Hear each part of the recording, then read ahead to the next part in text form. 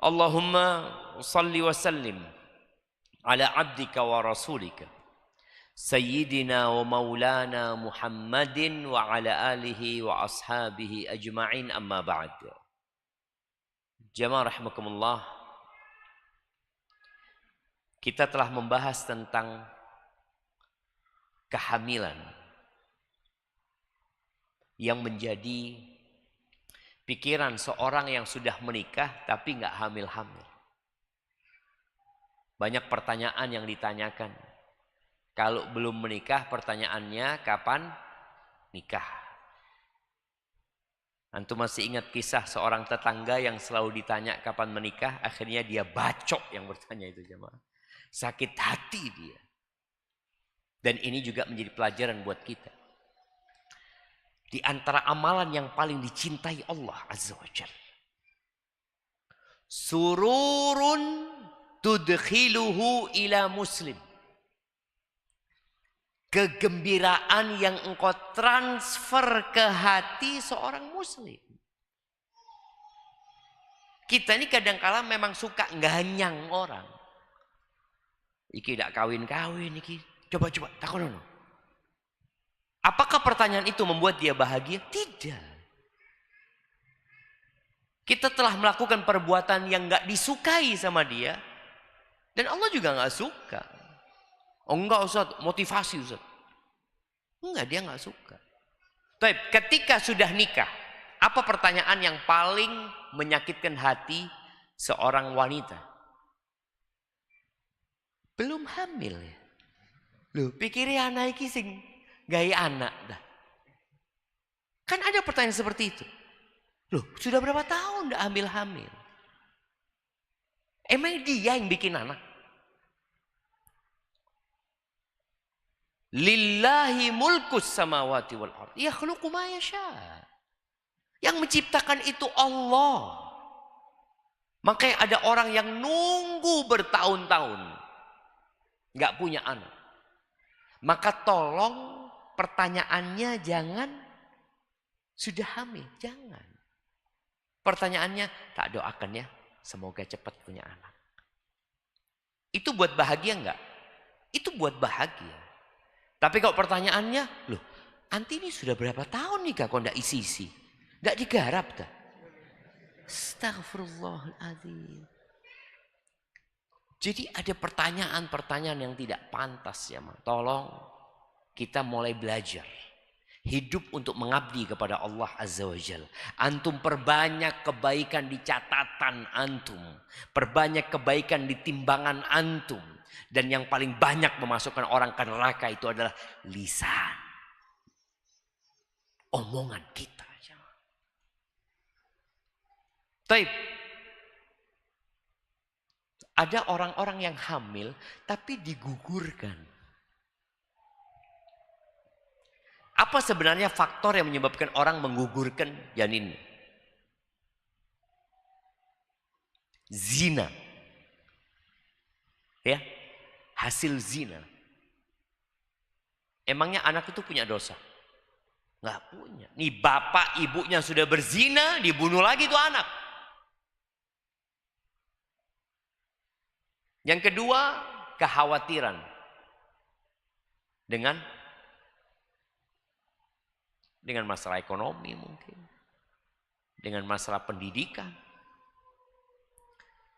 Para ulama membahas hal ini karena kita sudah bahas masalah kehamilan dan Islam menganjurkan untuk banyak anak dan setiap anak yang ada di perut ibundanya sudah ditetapkan rizkinya sebelum lahir.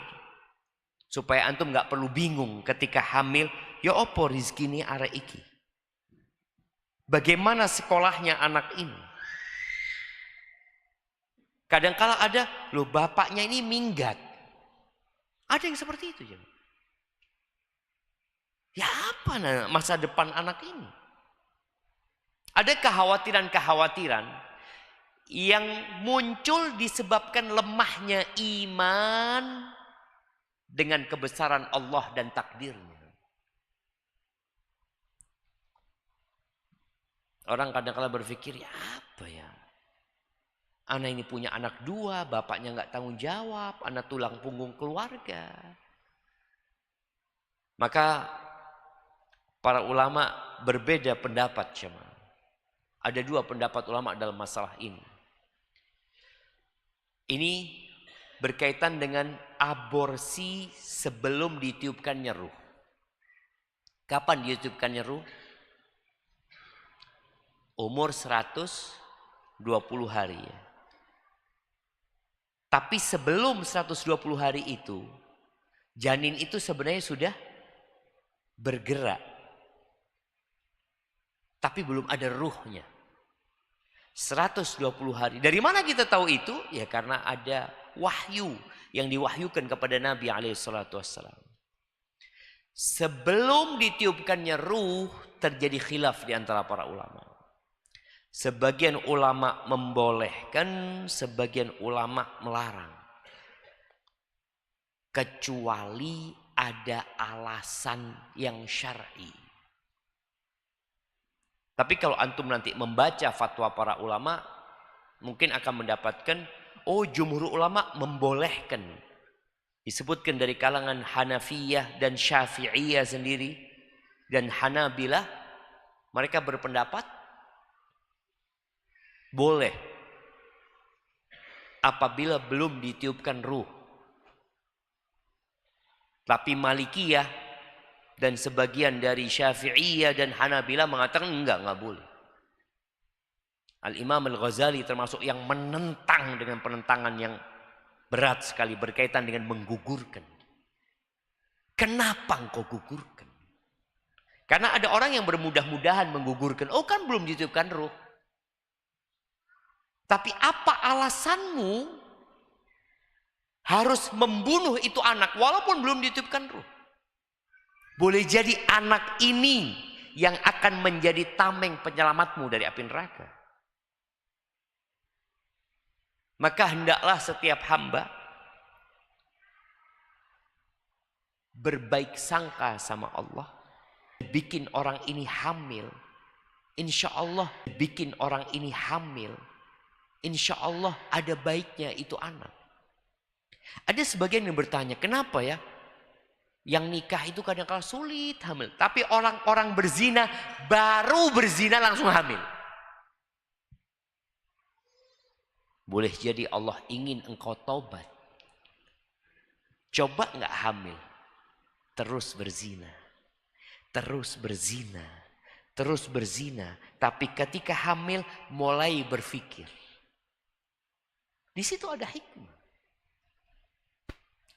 Tapi apabila sudah ditiupkan ruh, maka haram hukumnya.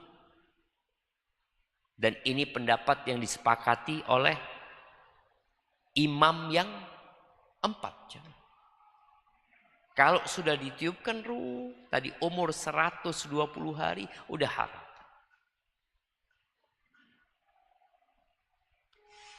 Apa dalilnya? Para ulama berdalil dengan firman Allah di surat Al-Mu'minun ayat 14. Proses dari nutfah, dari air mani. Yang air mani ya kita ketika berbicara tentang azl, bagaimana air mani itu dikeluarkan di luar. Boleh apa enggak? Boleh apa enggak? Boleh, ini benar. Boleh atas izin istri. Gimana kalau nggak punya istri? Mengeluarkan di luar, boleh apa enggak? Nggak boleh jemaah. Nggak boleh. Terus mau dikeluarkan di mana Ustaz? Ya nikah. Kalau nggak puasa. Tapi ketika berbicara boleh atas izin istri, berarti mani yang hidup, mani itu hidup ya. Sperma itu hidup, tapi dia masih belum disebut manusia. Walaupun kita tahu ada kehidupan di sana. Allah menyebutkan di surat Al-Mu'minun ayat 14 ya, proses penciptaan manusia. Tsumma khalaqnan nutfata 'alaqah. Dari sperma itu Allah ciptakan alaqah. Alaqah itu ya seperti segumpal darah yang menggantung. Jadi gantungnya di mana? Di rahim, jemaah. Makanya kadangkala ada orang yang lemah kandungannya, gantungannya itu nggak kuat, merosot, jemaah. Makanya dokter menyarankan buat yang seperti itu biasanya untuk bed rest. Ya, dengan bed rest mudah-mudahan ya gantungannya itu kuat, nempel di gitu, jemaah. Dia nempel di dinding rahim itu. Allah ciptakan tadi alaqah, darah yang menempel. Fa khalaqnal alaqah mudghah. Dari alaqah tadi menjadi mudghah. Mudghah itu menjadi daging yang bisa dikunyah gitu. Belum jadi apa-apa masih. Fa khalaqnal mudghata idhama. Kemudian dari mudghah tadi, dari segumpal daging yang seperti bisa dimakan itu sudah ada dagingnya yang awalnya sperma jadi darah, kemudian jadi dagingnya. Kemudian Allah ciptakan dari daging itu tulang belulang. Mulai proses menjadi bentuk janin. Fakasawnal idhama lahma. Kemudian tulang belulang itu dibungkus sama daging. Tsumma ansha'nahu khalqan akhar. Kemudian kami jadikan dia ciptaan yang lain. Di sini para ulama menyebutkan awalnya benda mati. Proses tadi semua itu tetap dia benda mati. Kemudian ketika ditiupkan ruh, jadi ciptaan yang berbeda. Dia sudah ada kehidupan, ada ruh yang ditiupkan di sana. Atas dasar inilah tidak boleh menggugurkan janin. Kalau sebelumnya dikatakan umpamanya janinnya ini cacat. Kalau lahir dia cacat. Kalau lahir akan merepotkan kedua orang tuanya. Kalau sebelum ditiupkan ruh boleh. Kalau tadi ada alasan-alasan yang memang berbahaya atau ya untuk masa depan itu anak tidak baik, maka boleh apabila belum ditiupkan ruh. Kalau sudah ditiupkan ruh, maka yang menjadi pertimbangan adalah nyawa ibunya. Nyawa ibunya, bukan nyawa anaknya.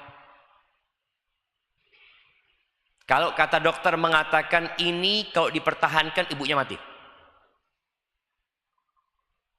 maka boleh digugur. Tapi dengan catatan tadi bertanya kepada dokter yang bertakwa kepada Allah SWT. Dan jangan bertanya kepada satu orang. Perlu ada opsi dokter yang lainnya. Tapi kalau dokter mengatakan ini janinnya kesian, kalau lahir nanti, dia soalnya nggak punya mata, umpamanya. Boleh digugurkan atau tidak? Nggak boleh.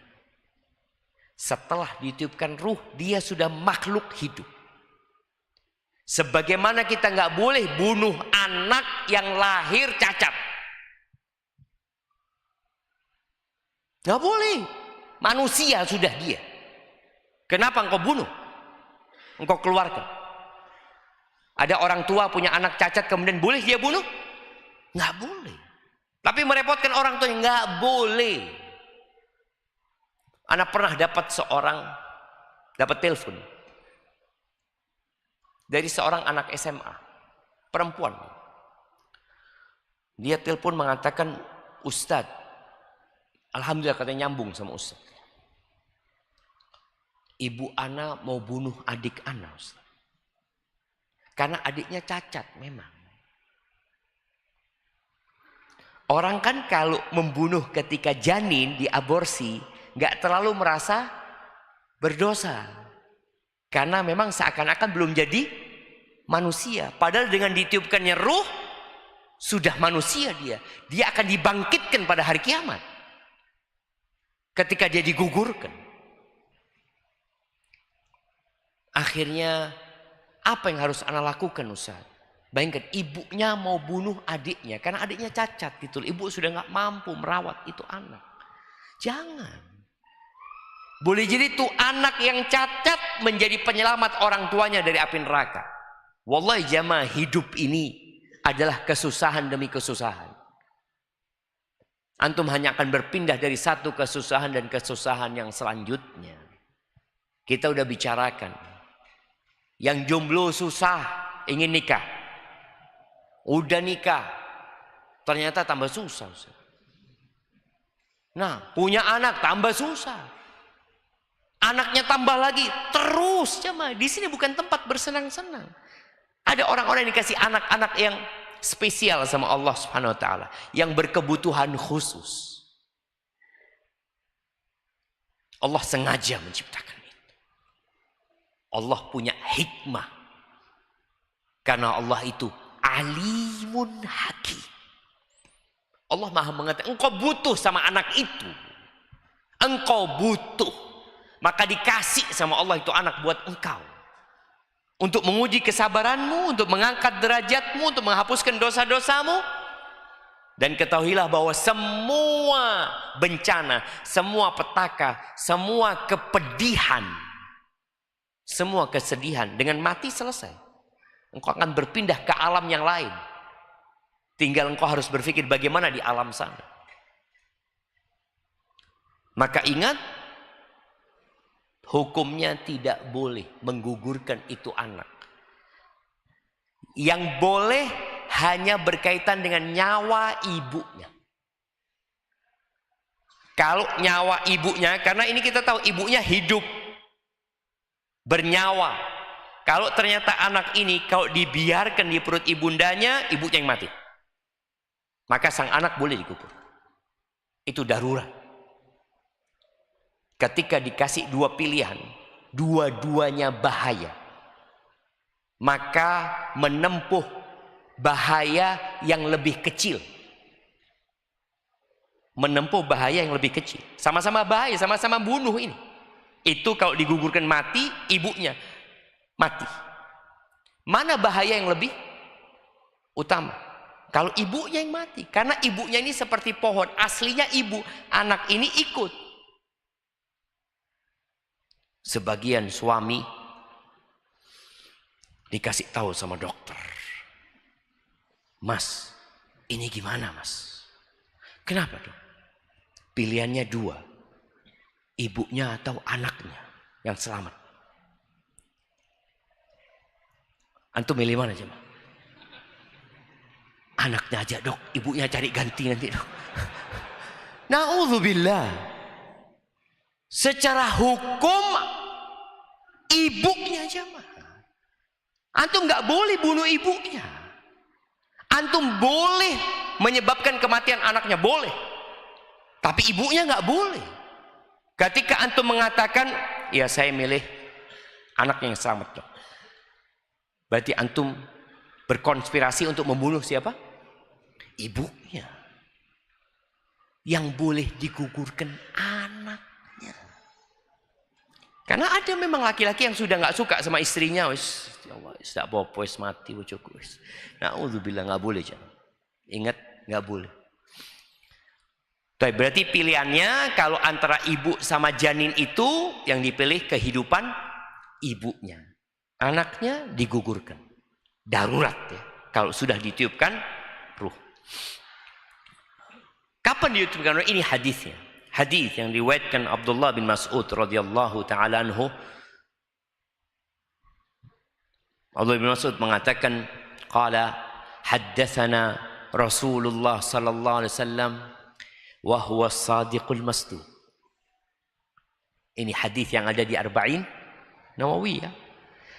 Telah mengajarkan kepada kami utusan Allah. Dan dia adalah as-sadiq, orang terpercaya yang dipercaya. Orang yang terpercaya dan dipercaya. Karena ada orang terpercaya tapi ya nggak dipercaya sama orang lain gitu. Ini as-sadiq, beliau jujur al-masduq dan dibenarkan ucapannya. Rasulullah SAW.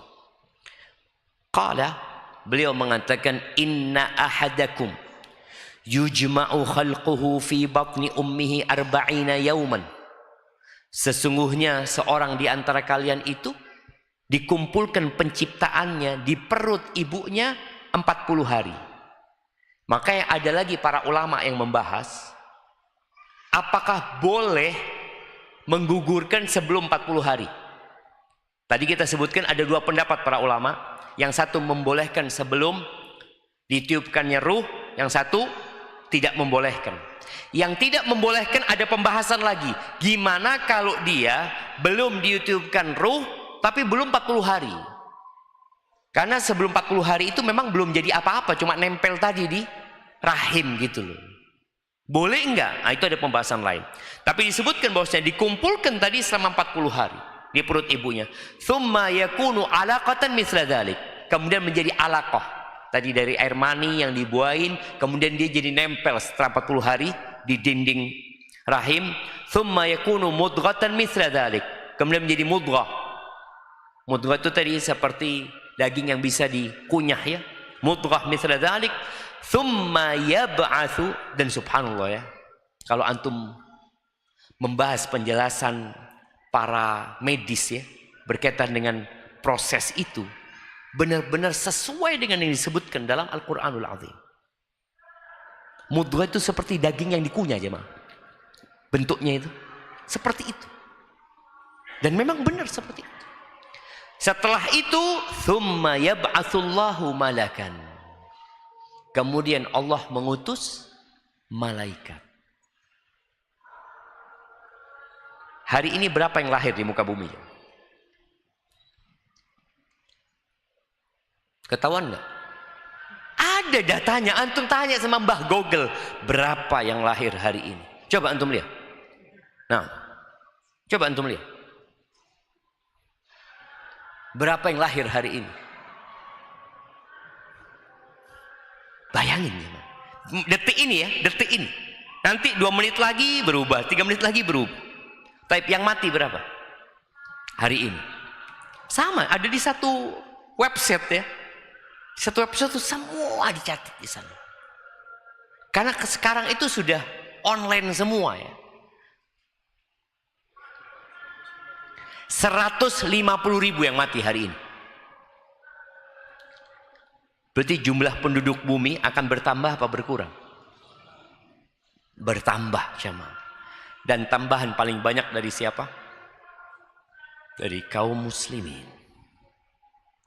Dari kaum muslimin. Kita akan lihat terus jumlah umat Islam.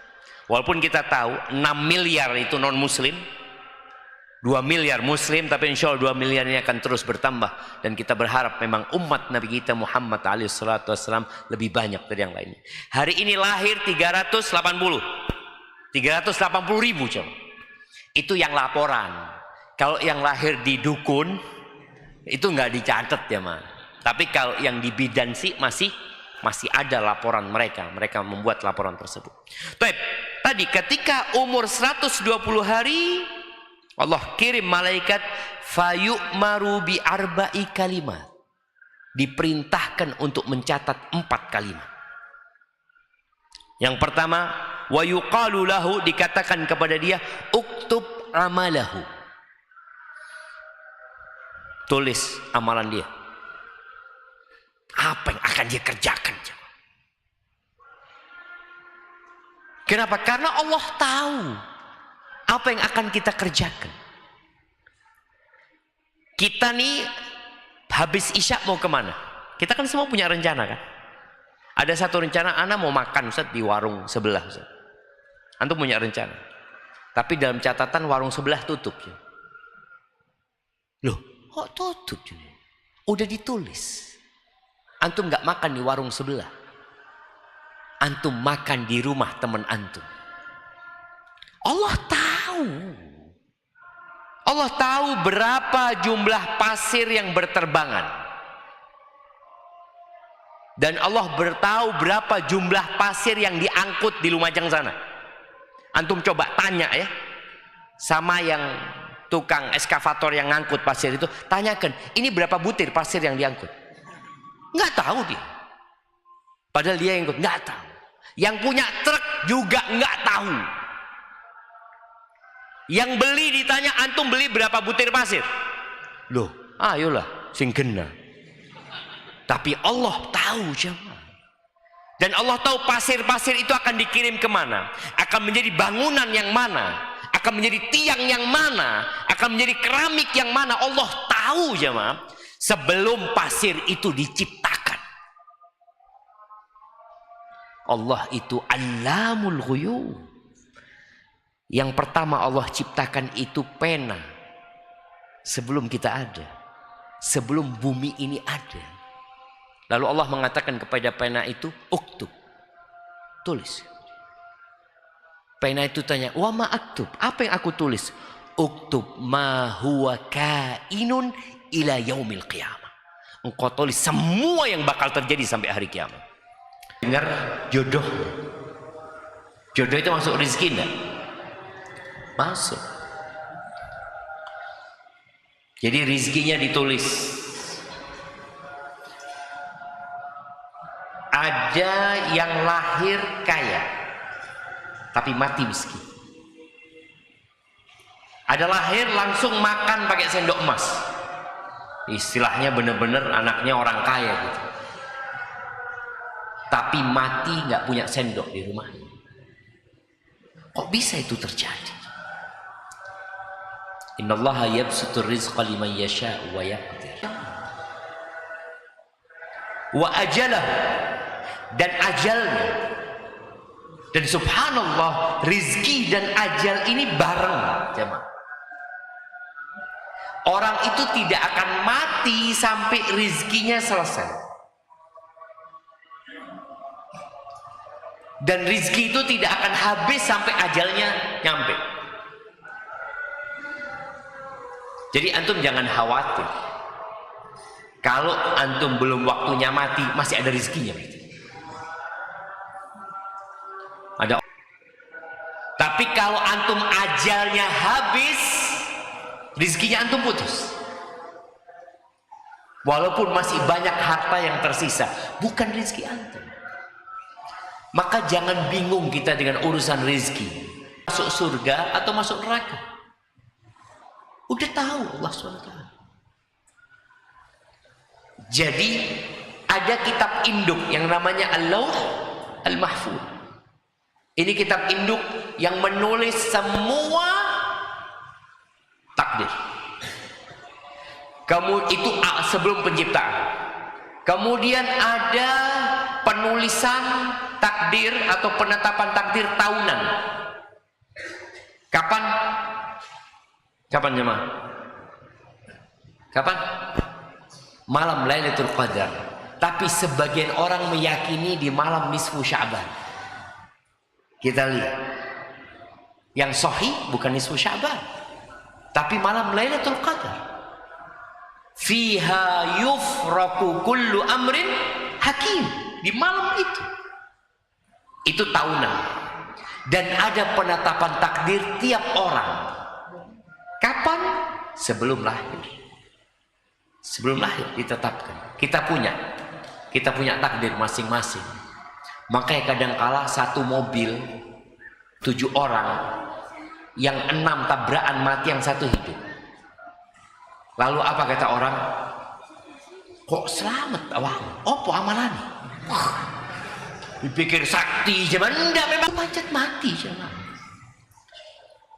Tsumma yunfakhu fihi ruh, kemudian ditiupkan ruh. Malaikat meniupkan ruh kepada janin ini tadi yang umur 120 hari, maka dia jadi manusia. Dan kalau dia mati setelah ditiupkan ruh karena keguguran, maka dia dikasih nama. Dia diakikoin, dia disolatin, dan dia dikuburkan di kuburan umat Islam. Kenapa? Karena dia sudah manusia. Tapi kok sebelum itu enggak ada antum akikoh baru umur 2 bulan, anak mau akikoh. Siapa yang antum akikohi? Gak ada Bambang mati. Loh, sudah kasih nama sama antum. Wah, ruh belum ada sudah dikasih nama. Enggak. Jadi yang dikasih nama, yang diakikoin, yang dikafani, yang dimandikan, yang dikafani, yang disolati itu dan dikuburkan adalah yang umur 120 hari ke atas. Ini yang menjadi dalil bahwasanya dia nggak boleh digugurkan karena dia sudah manusia. Kalau pilihannya adalah keselamatan ibu atau keselamatan anaknya, maka yang diutamakan adalah keselamatan ibunya. Barakallahu fiik, itu mungkin yang dapat kita kaji.